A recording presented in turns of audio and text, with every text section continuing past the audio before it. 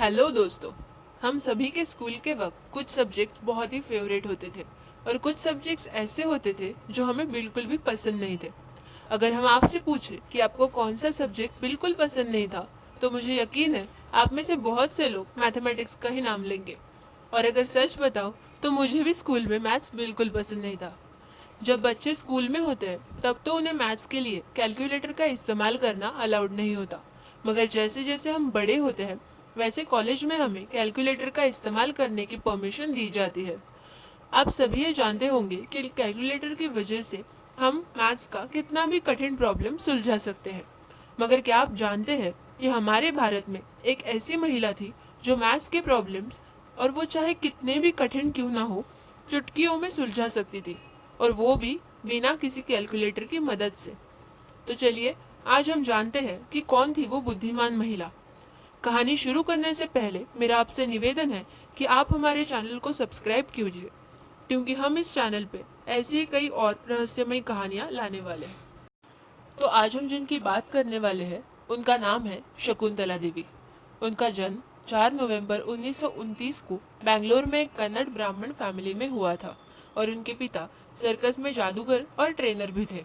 दरअसल हुआ यूँ, जब शकुंतला देवी जी 3 साल की थी तो उनके पिता उन्हें पत्तों का खेल सिखा रहे थे, और वो खेल किसी मैथ से रिलेटेड था। और वो सब शकुंतला देवी जी सिर्फ 3 साल की उम्र में बहुत अच्छे से सीख रही थी। और उस वक्त उनके पिता को यह आभास हुआ कि शकुंतला देवी जी का गणित बहुत ही मजबूत है, और उनकी ये अनोखी क्षमता देख उन्होंने सर्कस का काम छोड़ दिया और उनको कई सारे शोज में ले जाकर क्षमता और बुद्धिमत्ता को लोगों के सामने लाया।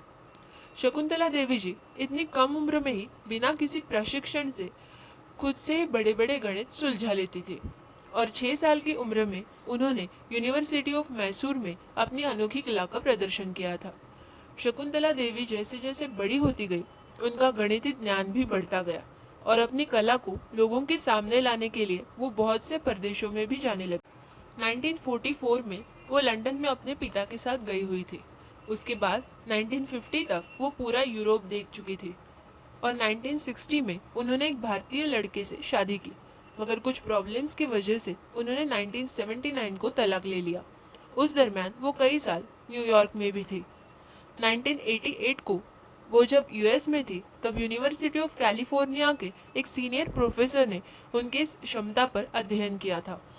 वो उन्हें बहुत लंबे गणितीय सवाल पूछते थे और शकुंतला देवी जी बड़े ही आसानी से उनका जवाब दे देती थी। जून 1980 को वो लंदन के इंपीरियल कॉलेज में गई हुई थी, और वहाँ उन्हें उन लोगों ने 2 बड़े 13 अंकी नंबर्स दिए और गुणाकार करने को कहा, और शकुंतला देवी जी ने केवल 28 सेकेंड में ही उसका सही जवाब बताया था, और ये बात उन ऑफिसर्स को बहुत ही अचंभित कर गई थी।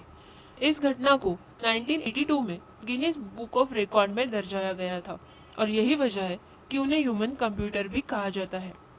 उन्होंने इस विषय पर बहुत से किताब लिखे हैं। गणित के साथ साथ उन्हें एस्ट्रोलॉजी में भी रुचि थी। उन्होंने एस्ट्रोलॉजी, कुकिंग के कुछ बुक्स लिखे हैं और कुछ नॉवेल्स भी लिखे हैं। सन 2013 में उन्हें सांस की तकलीफ के चलते हॉस्पिटल में भर्ती किया गया था। वहीं पर किडनी और हार्ट प्रॉब्लम्स की वजह से 83 साल की आयु में उनका निधन हो गया। अभी हाल ही में उन पर एक मूवी भी बनाई गई है, जिसमें विद्या बालन जी ने शकुंतला देवी जी का किरदार निभाया है। शकुंतला जी एक बहुत ही बुद्धिमान नारी थी, और उन्होंने अपनी बुद्धिमत्ता से हमारे भारत देश का नाम सारी दुनिया में रोशन कर दिया। तो ये थी हमारी आज की कहानी। आई होप आपको ये वीडियो पसंद आ गया होगा। Please like this video and subscribe to my channel रहस्य फॉर यू। हम फिर मिलेंगे अगली वीडियो में। Thanks for watching.